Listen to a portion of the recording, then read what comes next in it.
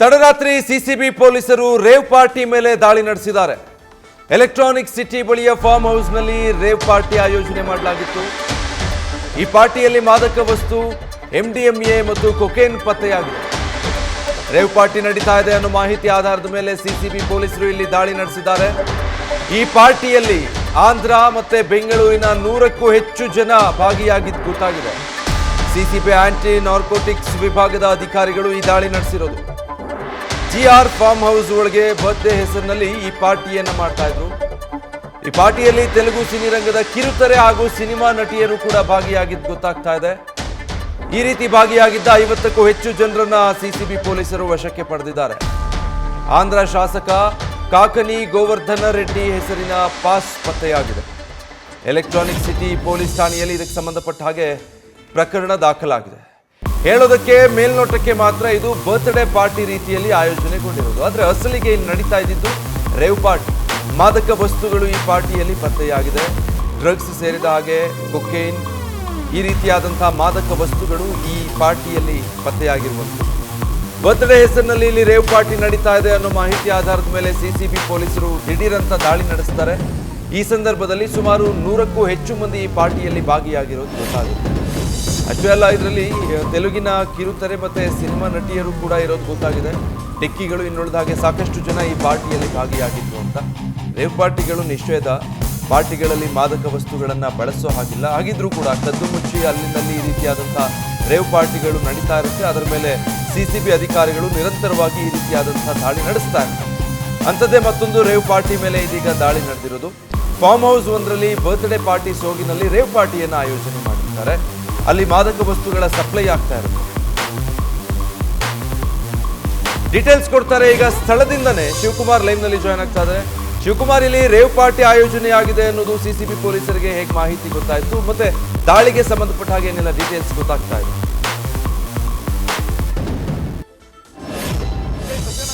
Electronic city ಬಳಿಯಲ್ಲಿ ಬರುವಂತಹ G R farm house ಅಲ್ಲಿ ಇದ್ದೀನಿ. ಗೋಪಾಲ್ ರೆಡ್ಡಿ ಎನ್ನುವರಿಗೆ ಸೇರಿದಂತಹ ಫಾರ್ಮ್ ಹೌಸ್ ಇದು. ತಡರಾತ್ರಿ ಸುಮಾರು 1:30 ಸುಮಾರಿಗೆ ಬೆಂಗಳೂರಿನ ಸಿಸಿಬಿ ಅಧಿಕಾರಿಗಳು ದಾಳಿಯನ್ನ ಮಾಡಿರುವಂತದ್ದು. ಮಾದಕ ವಸ್ತು ನಿಗ್ರಹ ದಳದ ಅಧಿಕಾರಿಗಳು ದಾಳಿಯನ್ನ ಮಾಡಿದ್ದಾರೆ. ಎಸಿಪಿ ಪರಮೇಶ್ವರ್ ಅವರ ನೇತೃತ್ವದಲ್ಲಿ ದಾಳಿ ಈಗಲೂ ಕೂಡ ಮುಂದುವರೆದಿರುವಂತದ್ದು. ವಸು ಎಂಬುವರ ಬರ್ತ್ಡೇ ಹೆಸರಿನಲ್ಲಿ ನಡೀತಿದ್ದಂತಹ ಪಾರ್ಟಿ ಇದು.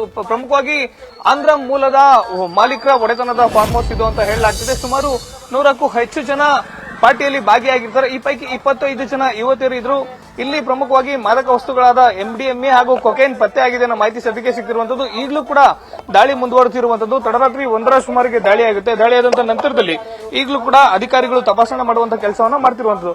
ಪ್ರಮುಖವಾಗಿ 4 ಜನ ಡಿಜೆಗಳು ಭಾಗಿಯಾಗಿದ್ರು. 4 ಜನ ಡಿಜೆಗಳು ಹಾಗೂ ಸುಮಾರು ಜನ ಪಾರ್ಟಿಯಲ್ಲಿ ಭಾಗಿಯಾಗಿದ್ರು ಅನ್ನೋ ಮಾಹಿತಿ ಸದ್ಯಕ್ಕೆ ಸಿಗ್ತಿರುವಂತದ್ದು.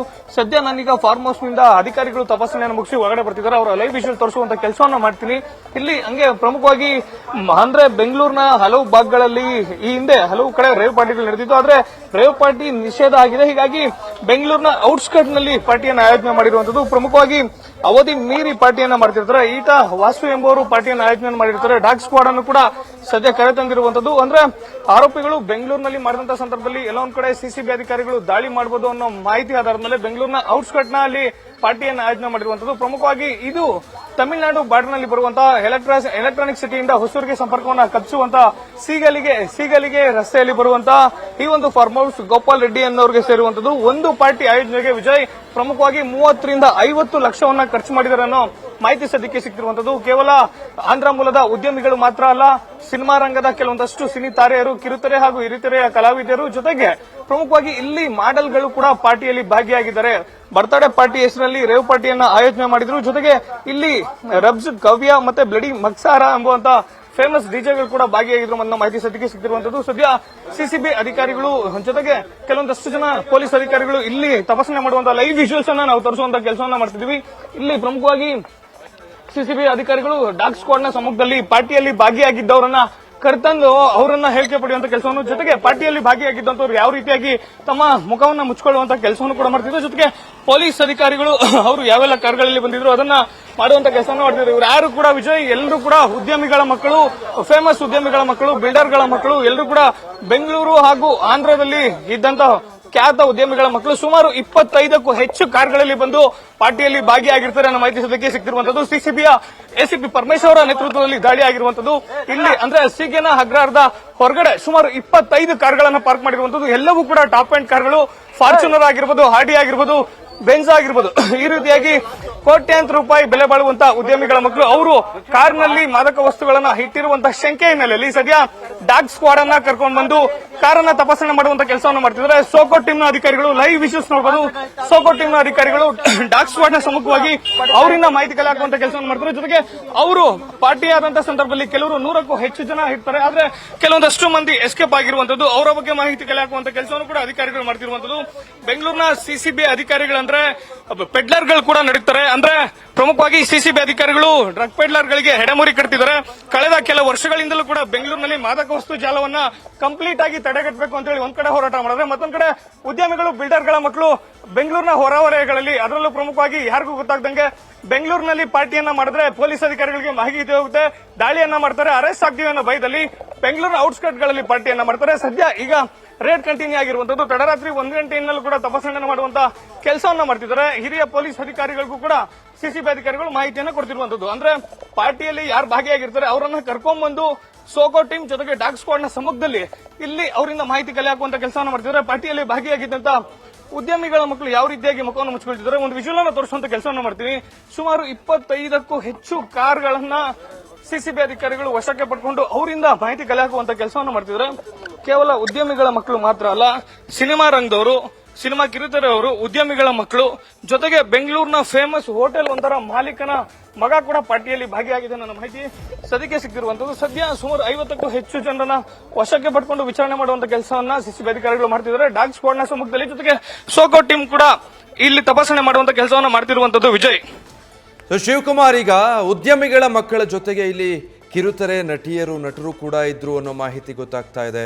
ಸೊ ಒಟ್ಟಾರೆ ಎಷ್ಟು ಜನ ಇದ್ರು? ಈಗ ಪೈಕಿ ಏನಾದರೂ ತಪ್ಪಿಸ್ಕೊಂಡಿದ್ದಾರಾ ಅಥವಾ ಎಲ್ಲರನ್ನೂ ಅಲ್ಲೇ ಸದ್ಯಕ್ಕೆ ಹೆಡೆಮುರಿ ಕಟ್ಟಿದಾರಾ ಪೊಲೀಸರು? ಆ ಬಗ್ಗೆ ಏನಾದರೂ ಗೊತ್ತಾಗ್ತಾ ಇದೆಯಾ? ಯಾರೆಲ್ಲ ಭಾಗಿಯಾಗಿದ್ರು ಅನ್ನೋದು ಸ್ಪಷ್ಟವಾಗಿ?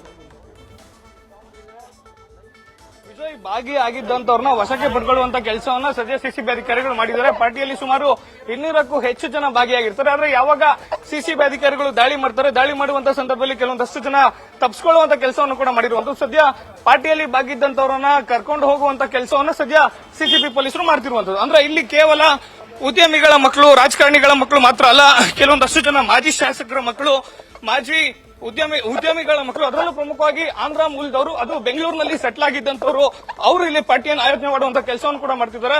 ಸುಮಾರು 25 ಟಾಪ್ ಅಂಡ್ ಕಾರ್ಗಳಲ್ಲಿ ಬಂದಿರುವಂತದ್ದು. ಅಂದ್ರೆ ಆರ್ಡಿ ಆಗಿರ್ಬೋದು, ಬೆಂಜ್ ಆಗಿರ್ಬೋದು, ಫಾರ್ಚುನರ್ ಆಗಿರ್ಬೋದು, ಈ ರೀತಿಯಾಗಿ ಟಾಪ್ ಅಂಡ್ ಕಾರ್ಗಳಲ್ಲಿ ಸುಮಾರು 25ಕ್ಕೂ ಹೆಚ್ಚು ಜನ ಯುವತಿಯರನ್ನ ಕರ್ಕೊಂಡ್ಬಂದು ಇಲ್ಲಿ ಪಾರ್ಟಿಯನ್ನು ಆಯೋಜನೆ ಮಾಡಿರ್ತಾರೆ. ವಿಜಯ್, ಇಲ್ಲಿ ಸಿಸಿಬಿ ಎಸಿಪಿ ಪರಮೇಶ್ವರ ನೇತೃತ್ವದಲ್ಲಿ ದಾಳಿ ಆಗಿರುವಂತದ್ದು. ಡಾಗ್ ಸ್ಕ್ವಾಡ್ ಹಾಗೂ ಸೋಕೋ ಟೀಮ್ ಇಂದ ಏನ್ ಪಾರ್ಟಿಯಲ್ಲಿ ಭಾಗಿಯಾಗಿರ್ತಾರೆ ಅವರನ್ನ ಕರ್ಕೊಂಡ್ಬಂದು ಒಂದ್ ಕಡೆ ಫಾರ್ಮ್ ಹೌಸ್ ನಲ್ಲಿ ಕೆಲವೊಂದಷ್ಟು ಮಾದಕ ವಸ್ತುಗಳು ಪತ್ತೆಯಾಗಿದೆ. ಕೊಕೇನ್, MDMA ಮಾದಕ ವಸ್ತು ಪತ್ತೆಯಾಗಿರುವಂತದ್ದು. ಅದರ ಜೊತೆಯಲ್ಲಿ ಪಾರ್ಟಿಯ ಹೊರಗಡೆ ಏನ್ ಕಾರ್ಗಳನ್ನ ಪಾರ್ಕ್ ಮಾಡಿರ್ತಾರೆ, ಕಾರ್ಗಳಲ್ಲೂ ಕೂಡ ಮಾದಕ ವಸ್ತು ಇಟ್ಟಿರಬಹುದು ಅನ್ನೋ ಶಂಕೆ ಮೇಲೆ ಸದ್ಯ ಡಾಗ್ ಸ್ಕ್ವಾಡ್ ಹಾಗೂ ಸೋಕೋ ಟೀಮ್ ನಿಂದ ಮಾಹಿತಿ ಕಲೆ ಹಾಕುವಂತ ಕೆಲಸವನ್ನು ಮಾಡಿರುವಂತದ್ದು. ಸದ್ಯಕ್ಕೆ ಸುಮಾರು 50ಕ್ಕೂ ಹೆಚ್ಚು ಜನರನ್ನ ಸಿಸಿಬಿ ಪೊಲೀಸರು ವಶಕ್ಕೆ ಪಡ್ಕೊಂಡು ಯಾರು ನಿಮ್ಮನ್ನ ಪಾರ್ಟಿಗೆ ಆಯೋಜನೆ ಮಾಡಿದ್ರು, ಪಾರ್ಟಿಯಲ್ಲಿ ಯಾವೆಲ್ಲ ಡ್ರಗ್ಸ್ ಅನ್ನ ಕನ್ಸ್ಯೂಮ್ ಮಾಡಿದ್ರಿ, ಜೊತೆಗೆ ಇಲ್ಲಿಗೆ ಇನ್ವೈಟ್ ಮಾಡಿದವರು ಯಾರು ಅಂತೇಳಿ, ಅಂದ್ರೆ ವಸು ಎಂಬಾತನ ಬರ್ತ್ಡೇ ಪಾರ್ಟಿ ಹೆಸರಲ್ಲಿ ನಡೀತಿದ್ದಂತ ಪಾರ್ಟಿ ಇದು. ಸುಮಾರು 200ಕ್ಕೂ ಹೆಚ್ಚು ಜನ ಭಾಗಿಯಾಗಿರ್ತಾರೆ. ಯಾವಾಗ ಸಿಸಿಬಿ ದಾಳಿ ಮಾಡುತ್ತೆ ಆಗ ಇಲ್ಲಿಂದ ಸುಮಾರು 60ರಿಂದ 70 ಜನ ತಪ್ಪಿಸ್ಕೊಂಡಿದ್ದಾರೆ. ಜೊತೆಗೆ 100 ಜನ ಸಿಕ್ಕಿದ್ದಾರೆ ಅನ್ನೋ ಮಾಹಿತಿ ಸಿಕ್ತಿರುವಂತದ್ದು. 100 ಜನರ ಪೈಕಿ 25 ಜನ ಯುವತಿಯರು, 4 ಜನ ಮಾಡೆಲ್ಗಳು, 5 ಜನ ಡಿಜೆಗಳು, ಸಿನಿಮಾ ರಂಗದವರು ಕೂಡ ಇದ್ದಾರೆ, ರಾಜಕಾರಣಿಗಳಿಗೆ ಸಂಬಂಧಪಟ್ಟಂತವ್ರು ಇದ್ದಾರೆ, ಉದ್ಯಮಿಗಳ ಮಕ್ಕಳು ಇದ್ದಾರೆ. ಇಲ್ಲಿ ಇನ್ನೊಂದು ನಾವು ಗಮನಿಸುವಂತದ್ದಾದ್ರೆ ಆಂಧ್ರ ಮೂಲದ ಬೆಂಗಳೂರಿನಲ್ಲಿ ವಾಸವಾಗಿದ್ದಂತ ಉದ್ಯಮಿಗಳು ಹೆಚ್ಚಾಗಿ ಭಾಗಿಯಾಗಿದ್ದಾರೆ ಅನ್ನೋ ಮಾಹಿತಿ ಸದ್ಯಕ್ಕೆ ಸಿಕ್ತಿರುವಂತದ್ದು. ವಿಜಯ್, ಓಕೆ ಶಿವಕುಮಾರ್, ಮತ್ತೆ ಮಾತಾಡಿಸ್ತೀನಿ, ಸಂಪರ್ಕದಲ್ಲಿರಿ. ಒಟ್ಟಿನಲ್ಲಿ ತಡರಾತ್ರಿ 1 ಗಂಟೆ ಅಷ್ಟೊತ್ತಿಗೆ ನಡೆದಿರೋ ದಾಳಿ ಇದು. GR ಫಾರ್ಮ್ ಹೌಸ್ ಅಂತ ಇಲ್ಲಿ ಒಂದು ಫಾರ್ಮ್ ಹೌಸ್ನಲ್ಲಿ ಬರ್ತ್ಡೇ ಪಾರ್ಟಿ ಅಂತ ನೆಪ ಮಾತ್ರಕ್ಕೆ ಅದು, ಬಟ್ ಅಲ್ಲಿ ನಡೀತಾ ಇದ್ದಿದ್ದು ರೇವ್ ಪಾರ್ಟಿ ಅನ್ನೋದು ಗೊತ್ತಾಗಿದೆ. ಸೊ ಮಾಹಿತಿ ಗೊತ್ತಾಗ್ತಿದ್ದ ಹಾಗೆ ಸಿಸಿಬಿ ಪೊಲೀಸರು ಅಲ್ಲಿಗೆ ದಿಢೀರಂತ ದಾಳಿ ನಡೆಸಿದ್ದಾರೆ. ಆಗ ಗೊತ್ತಾಗಿರೋದು ಸುಮಾರು 200 ಜನ ಈ ಪಾರ್ಟಿಯಲ್ಲಿ ಭಾಗಿಯಾಗಿದ್ದಾರೆ. ಕೇವಲ ಬೆಂಗಳೂರಿನವರು ಅಥವಾ ರಾಜ್ಯಕ್ಕೆ ಸಂಬಂಧಪಟ್ಟವರಲ್ಲ ಇವರೆಲ್ಲ, ಆಂಧ್ರದಿಂದ ಇಲ್ಲಿಗೆ ಬಂದಿರುವಂಥವ್ರು ಈ ಪಾರ್ಟಿಗೆ ಅಂತ. ಉದ್ಯಮಿಗಳ ಮಕ್ಕಳಿದ್ದಾರೆ, ಮಾಡೆಲ್ಗಳಿದ್ದಾರೆ, ಡಿಜೆಗಳಿದ್ದಾರೆ, ಕಿರುತೆರೆಯ ನಟ ನಟಿಯರಿದ್ದಾರೆ. ಈ ರೀತಿಯಾಗಿ ಸಾಕಷ್ಟು ಜನ ರೇವ್ ಪಾರ್ಟಿಯಲ್ಲಿ ಭಾಗಿಯಾಗಿದ್ದಾರೆ. ಮಾದಕ ವಸ್ತುಗಳ ಸಪ್ಲೈ ಆಗ್ತಾ ಇದೆ ಇಲ್ಲಿ. ಇದು ಬರ್ತ್ಡೇ ಪಾರ್ಟಿ ಅಲ್ಲ ಅಂತ.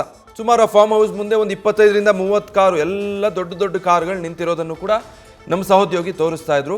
ಖಚಿತ ಮಾಹಿತಿ ಆಧಾರದ ಮೇಲೆ ಸಿಸಿಬಿ ಪೊಲೀಸರು ಈ ದಾಳಿ ನಡೆಸಿರೋ ಸಂದರ್ಭದಲ್ಲಿ ರೇವ್ ಪಾರ್ಟಿ ನಡೆದಿರೋದು ಹೌದು. ಇಲ್ಲಿ MDMA ಮತ್ತೆ ಇತರೆ ಡ್ರಗ್ ಮಾದಕ ವಸ್ತುಗಳ ಸಪ್ಲೈ ಆಗಿದೆ ಈ ಪಾರ್ಟಿಯಲ್ಲಿ. ಹೀಗಾಗಿ ಅವರೆಲ್ಲರನ್ನೂ ಕೂಡ ಈಗ ಸದ್ಯ ವಶಕ್ಕೆ ಪಡ್ಕೊಂಡಿದ್ದಾರೆ. ದಾಳಿ ಆಗ್ತಿದ್ದ ಹಾಗೆ ಕೆಲವೊಂದಷ್ಟು ಜನ ಅಲ್ಲಿಂದ ಎಸ್ಕೇಪ್ ಆಗಿದ್ದಾರೆ ಅನ್ನೋದು ಗೊತ್ತಾಗ್ತಾ ಇದೆ. ಬಟ್ ಆಲ್ಮೋಸ್ಟ್ ಎಷ್ಟು ಜನರನ್ನ ವಶಕ್ಕೆ ಪಡೆಯೋದಕ್ಕೆ ಸಾಧ್ಯ ಪಾರ್ಟಿಯಲ್ಲಿ ಭಾಗಿಯಾಗಿದ್ದವರ ಪೈಕಿ ಎಲ್ಲರನ್ನೂ ಕೂಡ ಸದ್ಯ ಸಿಸಿಬಿ ಪೊಲೀಸರು ತಮ್ಮ ವಶಕ್ಕೆ ಪಡೆದುಕೊಂಡು ಇನ್ನೂ ಕೂಡ ಅಲ್ಲಿ ಸ್ಥಳದಲ್ಲಿ ಪರಿಶೀಲನೆಯನ್ನು ಮುಂದುವರಿಸ್ತಾನೆ ಇದ್ದಾರೆ. ಇಷ್ಟೊತ್ತು ಅದರ ಲೈವ್ ವಿಜುವಲ್ಸ್ ಕೂಡ ನ್ಯೂಸ್ ಫಸ್ಟ್ನಲ್ಲಿ ನೀವು ಗಮನಿಸ್ತಾ ಇದ್ರಿ. ಸುಮಾರು 30ರಿಂದ 50 ಲಕ್ಷ ರೂಪಾಯಿ ಈ ಪಾರ್ಟಿಗೆ ಅಂತ ಹೇಳಿ ಖರ್ಚು ಮಾಡಿರುವಂಥದ್ದು. ರೇವ್ ಪಾರ್ಟಿಗಳು ನಿಷಿದ್ಧ. ರೇವ್ ಪಾರ್ಟಿಗಳಿಗೆ ಕಾನೂನಿನಲ್ಲಿ ಅವಕಾಶ ಇಲ್ಲ, ಮಾದಕ ವಸ್ತುಗಳಿಗೂ ಕೂಡ ಅವಕಾಶ ಇಲ್ಲ. ಆದರೆ ಬರ್ತ್ಡೇ ಪಾರ್ಟಿಗಳ ಹೆಸರಲ್ಲಿ ಈ ರೀತಿಯಾದಂಥ ರೇವ್ ಪಾರ್ಟಿಗಳನ್ನು ಆಯೋಜನೆ ಮಾಡ್ತಾರೆ. ಆಲ್ಮೋಸ್ಟ್ ಸಿಟಿಯ ಹೊರಭಾಗದಿಂದ ಬಹಳ ದೂರದಲ್ಲಿ ಹೊರವಲಯದಲ್ಲಿ ಈ ರೀತಿಯಾದಂಥ ಫಾರ್ಮ್ ಹೌಸ್ಗಳಲ್ಲೇ ಈ ರೀತಿಯ ರೇವ್ ಪಾರ್ಟಿಗಳನ್ನು ಆಯೋಜನೆ ಮಾಡಲಾಗುತ್ತೆ.